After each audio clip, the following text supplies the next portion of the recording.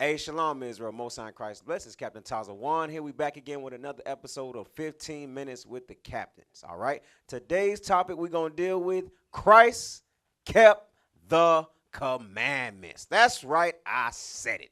We're going to prove it in the Bible that Christ kept the law. Now, let's get another one. Give me 1 Maccabees chapter 4, verse 55. What we're going over right now is the first commandment that God gave when you read in Exodus. Worship no other gods before the Most High God of heaven and earth, the Most High God of Israel. Christ didn't worship any other gods, and that's what you do when you keep Christmas, a pagan custom. Thanksgiving, a pagan custom after the worship of your oppressor. New Year's, a pagan custom. Easter, a pagan custom. All right. Valentine's Day, a pagan custom. St. Patrick's, a pagan custom, not of God. But Passover, the Sabbath day, is of God, and that's what Christ did. All right. So let's read this real quick. 1 Maccabees chapter 4, verse 55. Read. The book of 1 Maccabees, chapter 4, verse 55. Right. Then all the people fell upon their faces, worshiping and praising the God of heaven, who had given them good success. And so they kept the dedication of the altar 8 days. Read. And offered burnt offerings with gladness, and sacrificed the sacrifice of deliverance and praise.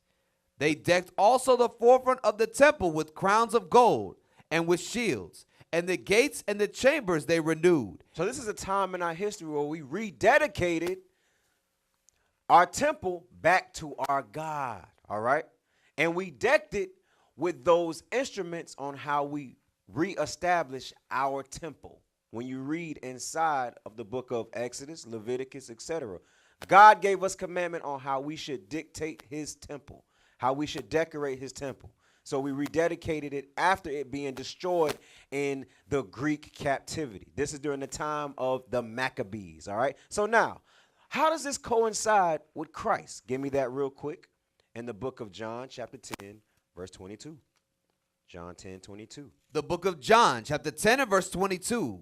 And it was at Jerusalem, the feast of the dedication. The dedication where Jerusalem was sacked and besieged by the Greeks, and our people rededicated to the Lord. Read that part again. Read. And it was at Jerusalem, the feast of dedication. The dedication of us overcoming our enemies. And we redecorated the altar, the temple, the house of God back to the custom how it was before it was destroyed. Read. Come on.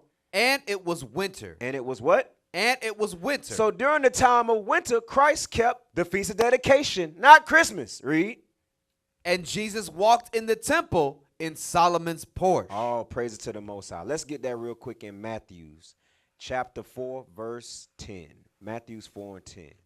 So far, Christ didn't keep those pagan customs that you all keep, that you all were taught from slavery, from oppression, from modern day Christianity. That is a lie. Christ kept the days as it was written in the scriptures. Read that real quick. Let's see what else Christ kept in mind. Read. The book of Matthew, chapter 4 and verse 10. Come on. Then said Jesus unto him, Get thee hence, Satan, for it is written, Thou shalt worship the Lord thy God, and him only shalt thou serve. So this was Satan tempting Christ after a 40-day fast. And Christ said himself, I'm going to only worship the Most High God of Israel, and only him shall we worship, right? So how did Christ worship God concerning feast days? You all don't realize and understand. You don't know what you're worshiping. To worship Satan is an event, rituals that you do called Christmas, Thanksgiving, New Year's, Easter, Valentine's Day, that you have no thought of origin of. But the days that Christ, the disciples, and us that believe, we know what we worship, because we know that it's written in the Bible. Salvation is of the Jews. So let's see what commandment Christ kept. Exodus chapter 20, verse 1. Exodus 20 and 1. The book of Exodus, chapter 20 and verse 1. And God spake all these words, saying, I am the Lord thy God, which have brought thee out of the land of Egypt, out of the house of bondage. Read. Thou shalt have no other gods before me. You shall not have any other gods before the Most High God that brought us out of the land of bondage, servitude, slavery, Egypt. And how do you all celebrate other gods today? The pagan customs that you keep. All right, from there real quick. let's get the clothing of Christ. All right. Another example on how Christ walked orderly and he kept the commandments. Let me get that real quick. The definition of the word tassels, or hem of the garment. Hem of the garment. And then before that, we're going to read, after that, we're going to read Matthew's chapter 9, verse 20. Matthew's 9, verse 20. Go ahead, read that. Hem of the garment, fringes or tassels on the borders of the Jewish outer garment. All right, let's get Matthew's chapter 9, verse 20. The book of Matthew, chapter 9 and verse 20. Mm-hmm. And behold, a woman which was diseased with an issue of blood 12 years came behind him and touched the hem of his garment. So what was on the hem, meaning on the border of Christ's garment? Fringes. Christ, if you believe in Christ, you do and keep the law of wearing fringes. Let's get another example of Christ wearing fringes. Luke chapter 8, verse 44. And it wasn't on an occasion of being in the school or in the church or in the synagogues that Christ went to. Christ always kept the law of the fringes. He always wore fringes. Read that real quick. The book of Luke, chapter 8 and verse 44, came behind him and touched the border of his garment. So what was on the borders, meaning the endings of his garments? Fringes. Tassels is what you call them, the modern day form of them. But in the Bible, it calls them fringes. Let's get the law on the fringes. Numbers chapter 15, verse 20. I hope it's clear to you right now. Christ kept the customs of what he was raised in, the laws of God.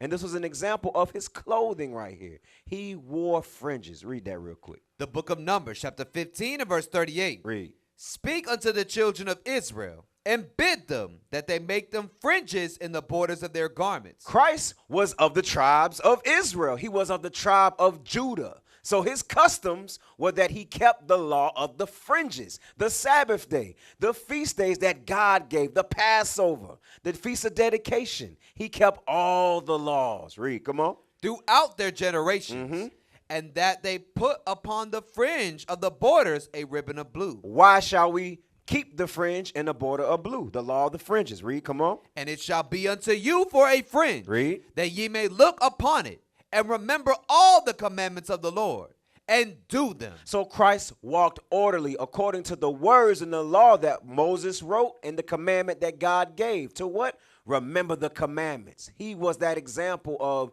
wear the fringes, because it's supposed to keep you to remember God's laws. All right. That's the law on the fringes. Keep reading. Come on. And that ye seek not after your own heart and your own eyes, after which ye use to go a whoring. Read. That ye may remember and do all my commandments, and be holy unto your God. So you keep the fringes on to remember God's laws, to remember to be holy, to keep the Sabbath day, to wear a beard, to not eat pork. Christ never broke God's commandments. Let's get that since I mentioned about the beard. Give me Matthew chapter 5, verse 17.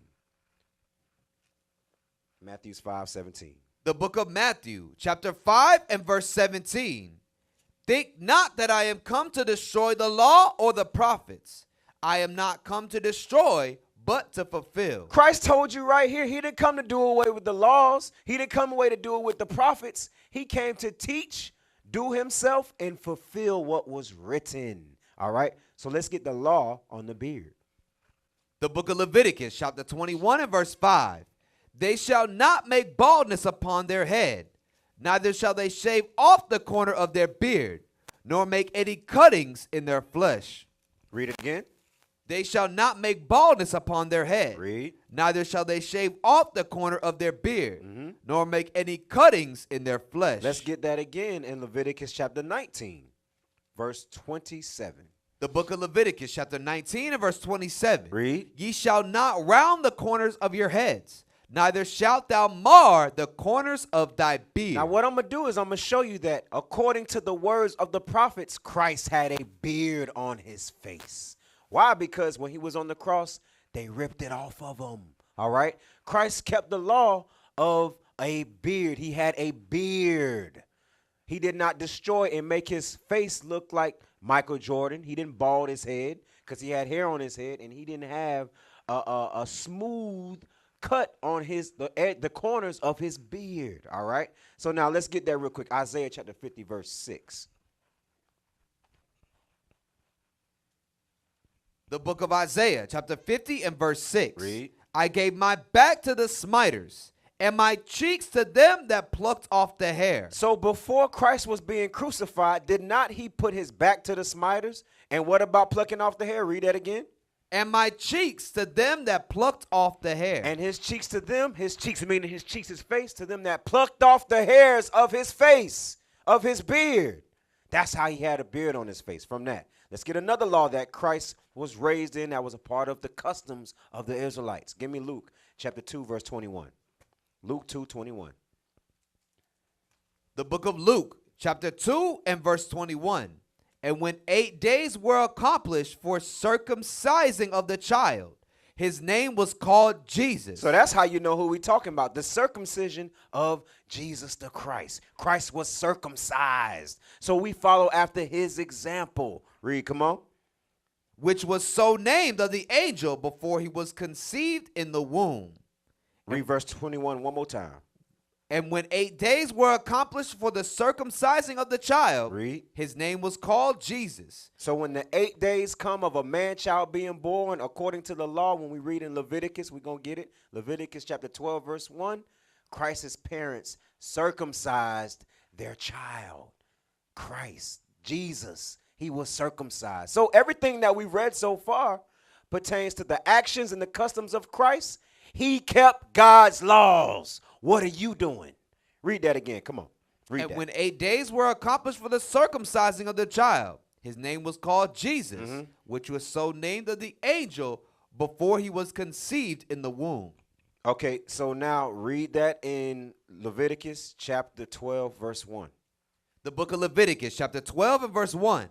And the Lord spake unto Moses, saying, Speak unto the children of Israel, saying, If a woman have conceived seed and born a man-child, then she shall be unclean 7 days, according to the days of the separation for her infirmity shall Read. she be unclean. Read, come on. And in the 8th day, the flesh of his foreskin shall be circumcised. The man's child foreskin, it shall be circumcised after 8 days. So that's the same thing it said here in Luke.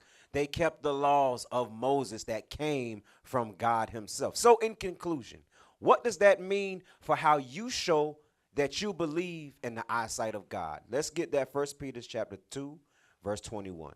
1 Peter 2 and 21. The book of 1 Peter, chapter 2 and verse 21. For even hereunto were ye called, because Christ also suffered for us, leaving us an example that ye should follow his steps. What was Christ's steps? Read. Who did no sin. Christ did not sin, which means he kept the commandments. His example for us is that you keep the laws. We keep the laws of God. And if you love God, it should never be a problem with you. Psalms chapter 119, verse 165. The book of Psalms, chapter 119 and verse 165. Read. Great peace have they which love thy law. Read. And nothing shall offend them. So if you love God, if you love Christ, if you love to change your problems, which is sin, and be more holy and godly, what will you do? You will keep God's laws, and it will not offend you. With that, Israel, we're going to say shalom. What is a nation?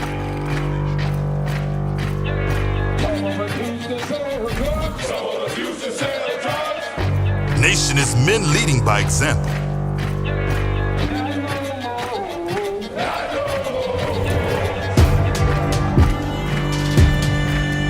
Nation is family.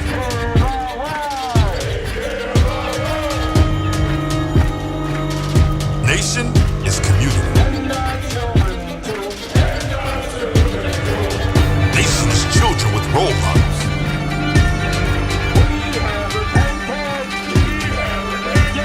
Nation is unity.